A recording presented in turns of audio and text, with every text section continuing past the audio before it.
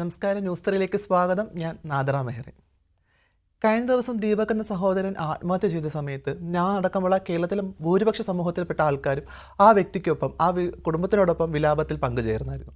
സമൂഹത്തിൽ വ്യത്യസ്തമായ നിലപാടുള്ള മനുഷ്യരുണ്ടെങ്കിൽ പോലും ഈ വിഷയത്തിൽ നിലപാട് പറഞ്ഞതിന് പേരിൽ സാമൂഹ്യ പ്രതിബദ്ധതയുള്ള ഒരു വ്യക്തി സൈബർ ഇടത്ത് ആക്രമിക്കപ്പെട്ടിരുന്നു. ആ വ്യക്തിയാണ് ഇന്ന് ന്യൂസ് 3യിൽ നമുക്കൊപ്പം ചേരുന്നത്. നമുക്ക് സ്വാഗതം ചെയ്യാം. പ്രശസ്ത സാമൂഹ്യ പ്രവർത്തകയും വിദ്യാർത്ഥിയും അധ്യാപികയും ഒക്കെ ആയിട്ടുള്ള നമ്മുടെ സമൂഹത്തിൽ നിലവാരമുള്ള വിഷയങ്ങളൊക്കെ തന്നെ കൃത്യമായി തന്നെ സംസാരിക്കുന്ന ശ്രീലക്ഷ്മി അറക്കൽ. സ്വാഗതം ശ്രീലക്ഷ്മി. സ്വാഗതം. ഞാൻ നേരത്തെ സൂചിപ്പിച്ചതുപോലെ സമൂഹത്തിലെ വിഷയത്തിൽ സംസാരിച്ചതിൻ്റെ പേരിൽ സൈബർ അടുത്ത് വലിയ രീതിയിൽ ആക്രമിക്കപ്പെട്ട ഒരു വ്യക്തിയാണ് ശ്രീലക്ഷ്മി. ആ വിഷയത്തിൽ തുടക്ക സമയത്ത് പറഞ്ഞ നിലപാടിൽ തന്നെ ഉറച്ചു നിൽക്കുന്ന വ്യക്തിയാണ് ഇപ്പോഴും. അല്ല, ഞാനതെൻ്റെ സോഷ്യൽ മീഡിയ പ്ലാറ്റ്ഫോമിൽ തന്നെ ഞാൻ വ്യക്തമാക്കിയിട്ടുണ്ട്. ഒരാൾ ഇപ്പം നമുക്ക് ചില കാര്യങ്ങളിൽ സന്തോഷം തോന്നുക എന്ന് പറയുന്നത് അത് നമുക്ക് ഉണ്ടായ പ്രീവിയസ് എക്സ്പീരിയൻസിൽ നിന്നാണ്. അത് നമ്മൾ പെട്ടെന്നുള്ള വികാര വിക്ഷോഭത്തിലെടുത്തിടുന്നതാണ്. അപ്പം അത് ചിലപ്പം ചില ആൾക്കാർ നമ്മളോട് ചൂണ്ടിക്കാണിക്കും തെറ്റാണെന്നുള്ളത് ഉള്ളത്. അപ്പോൾ അത് മാത്രമല്ല, അവരുടെ പാരൻസിൻ്റെ ഒരു ഇമോഷണലായിട്ടുള്ള അപ്പോഴത്തെ ഒരു കണ്ടീഷനൊക്കെ നമ്മളോട് ചൂണ്ടിക്കാണിക്കുമ്പം നമുക്ക് തിരുത്താൻ തയ്യാറാണ് നമ്മൾ. അതുകൊണ്ട് ഞാനത് വ്യക്തമായിട്ട് വീഡിയോ ചെയ്ത് വരെ ഇട്ടിട്ടുണ്ട്. എൻ്റെ ആദ്യത്തെ ആ നിലപാട് നന്നായി പോയി, സന്തോഷം എന്നൊക്കെ പറയുന്നത് ഞാൻ പോസ്റ്റ് ഇട്ടിട്ടുണ്ട്. അതൊക്കെ തെറ്റാണെന്നും അത് ഞാൻ പിൻവലിക്കുകയും ചെയ്തിട്ടുണ്ട്. അവരുടെ വീട്ടുകാരുടെ വേദനയിൽ പങ്കുചേർന്നുകൊണ്ടാണ് ഞാനത് പിൻവലിച്ചിട്ടുള്ളത്. ഉറപ്പായിട്ടും ശ്രീലക്ഷ്മിയുടെ കൂട്ടിച്ചേർക്കുന്ന ഒരു വിഷയം എന്നുള്ളത് തുടക്ക സമയത്ത് ആ വിഷയം കണ്ട സമയത്തും ഒക്കെ തന്നെ ആ വ്യക്തിയോടൊപ്പം ചേർന്ന് നിൽക്കാതെ അതിനെതിർത്ത് സംസാരിക്കുകയും അത് നന്നായി പോയി എന്ന് പറയുകയൊക്കെ ചെയ്തിരുന്നു. പക്ഷേ അതിൽ നിന്ന് പിന്നീട് ആ വിഷയത്തിൽ മനസ്സിലാക്കുകയും ആ ഗുരുതരമായിട്ടുള്ള പ്രശ്നത്തെ അംഗീകരിക്കുകയൊക്കെ ചെയ്തിട്ട് ഒരു നിലപാടിലേക്ക് ഉറച്ചു നിൽക്കുകയും ചെയ്തിട്ടുണ്ട്. നിലവിൽ ശ്രീലക്ഷ്മി എന്താണ് ഈ വിഷയത്തിൽ മനസ്സിലാക്കുന്നത്? ഈ പറഞ്ഞ കണക്ക് ആക്രമിക്കപ്പെട്ട ഒരു വ്യക്തി ആത്മഹത്യ ചെയ്യുകയും ആ വിഷയത്തിൽ ഷിഞ്ചിത എന്ന് പറയുന്ന ഒരു വ്യക്തി സാമൂഹികപരമായിട്ട് നിരന്തരം എന്ന് പറയുമ്പോൾ ഈ നിമിഷം അടക്കം തന്നെ ആക്രമിക്കപ്പെട്ടുകൊണ്ടിരിക്കുന്നു സൈബർ അടുത്ത്. ഇപ്പോഴും ആ വ്യക്തിക്കൊപ്പമാണോ, ഇല്ലെങ്കിൽ മരണപ്പെട്ടു പോയ വ്യക്തിക്കൊപ്പമാണോ? ഞാനിവിടെ നിൽക്കുന്നത് സൈബർ ബുള്ളിങ്ങിനെതിരെയാണ്. ഓരോ വ്യക്തികളുടെ ഒപ്പം അങ്ങനെയൊന്നുമല്ല. സൈബർ ബുള്ളിങ്ങിനെതിരെയാണ്, സൈബർ സ്പേസിലെ സുരക്ഷിതത്വത്തിന് വേണ്ടിയാണ്. കാരണം ഇപ്പം എല്ലാവരും പറയുന്നുണ്ട് ദീപക് മരിച്ചത് സൈബർ ബുള്ളിങ് കാരണമാണ്, സൈബർ സ്പേസിലെ ആ ഒരു മോശം അനുഭവം കൊണ്ടാണെന്ന്. അപ്പം നമ്മൾ പിന്നീട് ചെയ്യുന്നത് എന്താ കാണുന്നത്? ഈ ഷിംജിത എന്ന് പറയുന്ന വ്യക്തിനെയും ഇതേപോലെ സൈബർ ബുള്ളിങ്ങിന് ഇട്ട് കൊടുക്കുന്നതാണ് കാണേണ്ടത്. അപ്പോൾ അത് പാടില്ല എന്ന് പറഞ്ഞുകൊണ്ട് ഞാൻ രംഗത്ത് വരികയാണ് ചെയ്തത്. അപ്പം നേരെ എനിക്ക് പിന്നെ എൻ്റെ പിതൃത്വത്തെയും എന്താ പറയുക എൻ്റെ ജന്മത്തെയും ഒക്കെ ചോദ്യം ചെയ്യുന്ന രീതിയിലുള്ള സൈബർ ബുള്ളിങ്ങും ഭയങ്കരമായിട്ടുള്ള രീതിയിലുള്ള അറ്റാക്കുമാണ് എനിക്ക് നേരിടേണ്ടി വന്നത്. എനിക്ക് ഭയങ്കരമായിട്ടുള്ള ശാരീരികവും വൈകാരികവും ഒത്തിരി പ്രശ്നങ്ങൾ എനിക്ക് ഉണ്ടായി ഇത് കാരണം. അപ്പം മാത്രമല്ല, കൂടെ നിന്ന ആൾക്കാർ വരെ ഒത്തിരി നമ്മൾ അകന്നു പോയി. അപ്പോൾ ഇതൊരു എന്താ പറയുക, ഈ സൈബർ സ്പേസിൽ സുരക്ഷിതത്വം ഉണ്ടാവണം. സൈബർ സ്പേസിൽ എല്ലാവർക്കും ഇപ്പം ഷിംജിതനെ എല്ലാവരും ഇങ്ങനെ കല്ലെറിയരുത്. കാരണം അത് കോടതിയുടെ അണ്ടറിലിരിക്കുന്ന ഒരു കേസാണ്. നമ്മൾ ഈ ഒരു സൂയിസൈഡിനെ ഞാൻ നോക്കിക്കാണുന്നതെന്ന് പറയുന്നത്, ഷിംജിത എന്ന് പറയുന്ന ഒരു എലമെൻ്റ് ആണെങ്കിൽ കൂടെ തന്നെ അതിനകത്ത് ബാക്കി കുറേ ഫാക്ടേഴ്സ് ഉണ്ട്. സൊസൈറ്റി ഒരു ഫാക്ടറാണ്, നമ്മുടെ നിയമവ്യവസ്ഥയുടെ അപര്യാപ്തത ഒരു ഫാക്ടറാണ്. അതുപോലെ തന്നെ അവരുടെ ഫാമിലി, നമ്മുടെ ഇവിടുത്തെ ഓർത്തഡോക്സ് ആയിട്ടുള്ള ഫാമിലി സിസ്റ്റം, അതുപോലെ പുരുഷാധിപത്യ സമൂഹം, പുരുഷൻ്റെ മേലിൽ അടിച്ചേൽപ്പിക്കുന്ന ചില ഉത്തരവാദിത്തങ്ങൾ, നല്ലൊരു ഫാമിലി വേണം, സിസ്റ്റം വേണം, അങ്ങനെ ഒരുപാട് ഒരു പ്രഷറിൻ്റെ മേളിലാണ് ഒരു മനുഷ്യൻ ജീവിക്കുന്നത്. ഇതൊക്കെ ഓരോരോ ഫാക്ടേഴ്സാണ്. അപ്പോൾ ഒരാളെ മാത്രം കല്ലെറിയാൻ വേണ്ടി പറ്റില്ല. മാത്രമല്ല, ഇപ്പോൾ കൊലപാതകത്തിൽ ശിക്ഷിക്കപ്പെട്ടു പോയ പ്രതിക്ക് വരെ അവർക്ക് റൈറ്റ് ഉണ്ട്, ഹ്യൂമൻ റൈറ്റ് ഉണ്ട്. അപ്പോൾ അതിനെപ്പറ്റിയാണ് ഞാൻ സംസാരിക്കുന്നത്. ഒരാളുടെ ജീവിതം മൊത്തം നമുക്ക് ഒരു സംഭവത്തോടു കൂടി വലിച്ചു കീറിക്കളയാൻ വേണ്ടി പറ്റില്ല. എല്ലാവർക്കും അവരുടേതായ റൈറ്റ് ഉണ്ട് ഈ ഭൂമിയിൽ ജീവിക്കാൻ വേണ്ടി. ഉറപ്പായിട്ടും ഷിഞ്ചിതയെ കല്ലെറിയരുതെന്ന് പറയുന്ന സമയത്ത് ഷിഞ്ചിത വളരെ വ്യക്തമായിട്ട് ഈ ഇൻസ്റ്റഗ്രാമിൽ ഈ വീഡിയോ പങ്കുവയ്ക്കുമ്പോൾ തനിക്കെതിരെയും ആക്രമണം വരാം എന്നുള്ള ഒരു ഊഹത്തിൽ തന്നെ ആയിരിക്കില്ല ആ വീഡിയോ ഷെയർ ചെയ്തിട്ടുണ്ടാവുക. അപ്പോൾ അത്തരം ഒരു ആക്രമണം ഷിഞ്ചിതയെ ബാധിച്ചു എന്ന് വിശ്വസിക്കുന്നുണ്ടോ?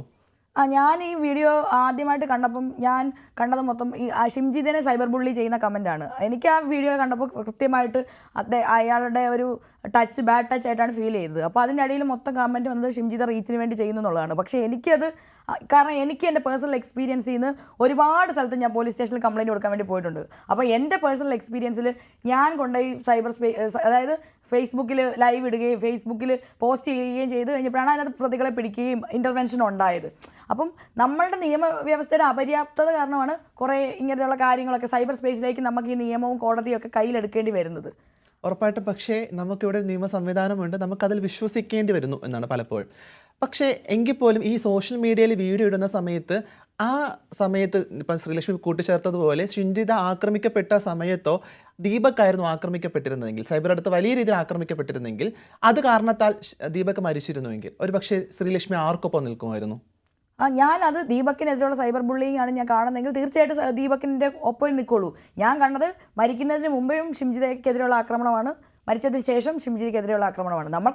നമുക്ക് സൈബർ സ്പേസ്, ഞാൻ സൈബർ ഇടത്തിൽ നിൽക്കുന്ന ഒരാളാണ്, എത്രയോ കാലങ്ങളായിട്ട് നിൽക്കുന്ന ഒരാളാണ്. അതുകൊണ്ട് എനിക്ക് എത്രയോ കാലങ്ങളായിട്ട് 2019 തൊട്ട് സൈബർ ബുള്ളിങ് ഏൽക്കുന്ന ഒരാളാണ്. അതുകൊണ്ട് എനിക്ക് അതിൻ്റെ മാനസികവും ശാരീരികവും നമ്മുടെ തൊഴിലിനെ എങ്ങനെ ബാധിക്കും, നമ്മുടെ വീട്ടുകാരെ അതെങ്ങനെ ബാധിക്കും, ഇതൊക്കെ എനിക്കറിയാം. നമ്മുടെ ഫ്രണ്ട്ഷിപ്പിനെ അതെങ്ങനെ ബാധിക്കും. അപ്പോൾ ഒരാളുടെ സോഷ്യൽ ലൈഫ് ഇല്ലാതാക്കാൻ വേണ്ടി സൈബർ ബുള്ളിങ്ങിന് പറ്റും, അത് ചെയ്യരുത്. അപ്പോൾ സൈബർ ബുള്ളിങ് ആരനുഭവിച്ചാലും അത് അനുഭവിക്കാൻ വേണ്ടി പാടില്ല. അതാണ് ഞാൻ പറയുന്നത്.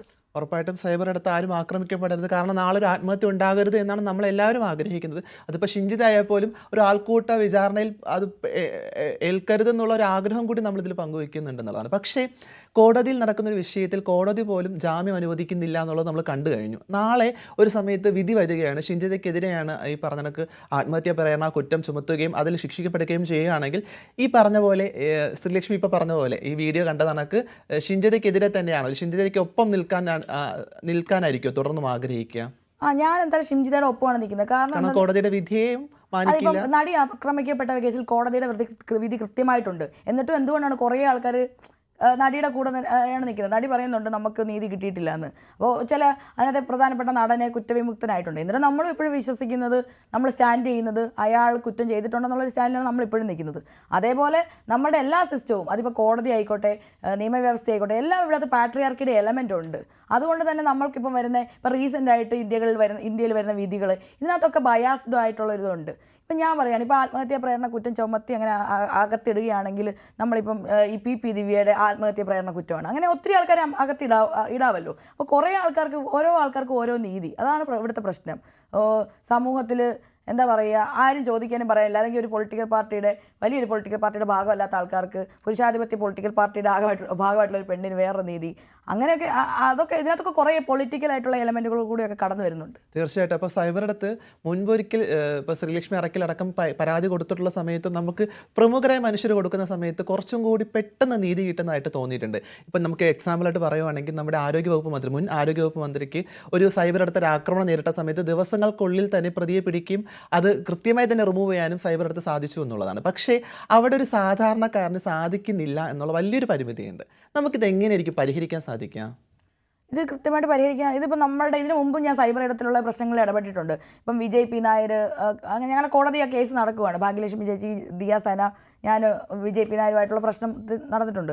ആ സമയത്ത് കൃത്യമായിട്ട് ഒരു സൈബർ ലോ ഇവിടെ ഉണ്ടാക്കിയിട്ടുണ്ടായിരുന്നു. ആ സമയത്ത് മന്ത്രിസഭയൊക്കെ വിളിച്ചിട്ട്, യോഗമൊക്കെ വിളിച്ചിട്ട്. പക്ഷേ അതിനകത്ത് അപ്പോഴും ക്രിറ്റിസിസം വന്നു. കാരണം ഗവൺമെൻറ്റിനെ വിമർശിക്കാൻ പറ്റില്ല, ഒരാളെ വിമർശിക്കാൻ പറ്റില്ല, ഇങ്ങനെ കുറേ പ്രശ്നങ്ങളുണ്ടായിട്ട് ആ നിയമം പിന്നീട് പിൻവലിക്കുകയാണ് ചെയ്തത്. അപ്പം ആ നിയമം പിൻവലിക്കാതെ കുറച്ചുകൂടെ നമ്മുടെ ഒരു സൈബർ എത്തിക്സ് ഉള്ള ഒരു നിയമം നമ്മുടെ ഇവിടെ ഉണ്ടായി വരണം. നല്ലൊരു നിയമം നമുക്ക് ഉണ്ടായി വരണം. ഈ ഉള്ള നിയമങ്ങൾ വെച്ച് പാലിക്കാനും പറ്റണം. ഇപ്പം ഒരു എക്സാമ്പിൾ പറയുവാണെങ്കിൽ, ഇപ്പം നമ്മൾ ചിലപ്പം ഒരു നമ്പറൊക്കെ എടുത്തായിരിക്കും കൂടെ സൈബർ സെല്ലിൽ പോകേണ്ട കംപ്ലയിൻറ്റ് കൊടുക്കുന്നത്. എന്നാൽ പോലും അവരത് വിളിച്ചൊന്ന് ചോദിക്കുമോ, ഒന്നും ചെയ്യില്ല. ഞാൻ സൈബർ സെല്ലിൽ ഒത്തിരി പ്രാവശ്യം പോയിട്ടുണ്ട്. അപ്പോൾ അവർ പറയുന്നത്, മാഡം നിങ്ങളെ കമൻറ്റ് ഇട്ടു, തെറി വിളിച്ചു, ഇതല്ല ഇവിടെ കൂടുതൽ ഇമ്പോർട്ടൻസ്. നമുക്ക് അതായത് ബാങ്കിൽ ഇത്ര രൂപ തട്ടിച്ചു, മണി ഫ്രോഡുകളുണ്ടല്ലോ, അതാണ് കൂടുതലായിട്ട് അവർ ഫോക്കസ് ചെയ്യുന്നതെന്നാണ് അവരെന്നോട് പറഞ്ഞത്. അപ്പം അത്തരത്തിലല്ല, നമ്മളുടെ മണി ഫ്രോഡ് പോലെ തന്നെ അത്രയും ഇമ്പോർട്ടൻ്റ് ആയിട്ടുള്ളൊരു കാര്യമാണ് ഒരു മനുഷ്യൻ്റെ ആത്മാഭിമാനം എന്ന് പറയുന്നത്, ഡിഗ്നിറ്റിയോടുകൂടി ജീവിക്കാൻ പറ്റുക എന്നുള്ളത്. അപ്പം ഡിഗ്നിറ്റിക്ക് വേണ്ടി നമ്മൾ ഫൈറ്റ് ചെയ്യുമ്പം അതിൻ്റെ കൂടെ ഇവിടുത്തെ നിയമവ്യവസ്ഥ നിൽക്കണമെന്നാണ് ഞാൻ ആവശ്യപ്പെടുന്നത്. ഉറപ്പായിട്ടും അങ്ങനത്തെ ഒരു നിയമ സംവിധാനം കൂടി ഇനി കൂടുതൽ രൂക്ഷമായിട്ട് ഉണ്ടാവട്ടെ എന്ന് ആഗ്രഹിക്കുന്നു. തിരിഞ്ഞു നോക്കുന്ന സമയത്ത് ഈ ദീപകിൻ്റെ വിഷയത്തിൽ പ്രതികരിക്കേണ്ടായിരുന്നു എന്ന് തോന്നിയിട്ടുണ്ടോ എപ്പോഴെങ്കിലും? ഇല്ല, എനിക്ക് അങ്ങനെ തോന്നിയിട്ടില്ല. ഞാൻ തിരിഞ്ഞു നോക്കുമ്പോൾ എനിക്ക് ഭയങ്കര പ്രൗഡാണ്. കാരണം എന്ന് പറഞ്ഞാൽ ഒരാളെങ്കിലും ആ ഷിംജിതയുടെ കൂടെ നിന്നല്ലോ. എല്ലാവരും കൂടെ കല്ലെറിയുന്ന കുടുംബത്തിന് ഒരു നാഥൻ നഷ്ടപ്പെട്ട ഒരു അവസ്ഥയും ഒരു അമ്മയ്ക്ക് മകനെ നഷ്ടപ്പെട്ട ഒരു അവസ്ഥയൊക്കെ ഉണ്ടായിട്ടുണ്ട്. അതെ അതെ അതെ, അതിന് ബാക്കിയുള്ള എല്ലാവരും കൂടെ നിൽക്കുന്നുണ്ടല്ലോ. അപ്പൊ എനിക്കെന്ന് പറഞ്ഞാൽ മാനുഷിക ആവശ്യം, ഞാൻ മരിച്ചുപോയ ആളെക്കാളും വാക്കുകളാണ്. കൂടുതൽ വാർത്തകൾക്ക് News 18 Keralam YouTube channel subscribe ചെയ്യുക.